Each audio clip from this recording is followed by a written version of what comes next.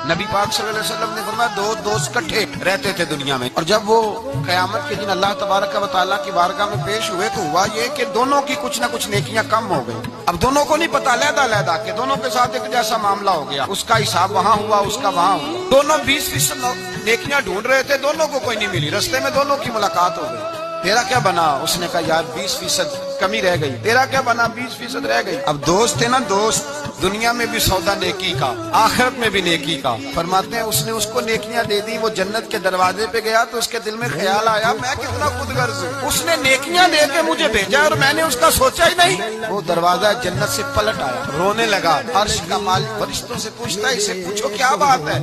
उसने कहा मौला मेहरबानी कर, मैं दुनिया में भी उसके साथ रहा हूँ, अगर जन्नत में भी हमें इकट्ठा फरमा दे, तेरी शान रहमत में कमी नहीं आएगी। मेरे मुस्तफा करीम फरमाते उस दोस्त की बरकत से अल्लाह दूसरे को भी जन्नत अता फरमा दे।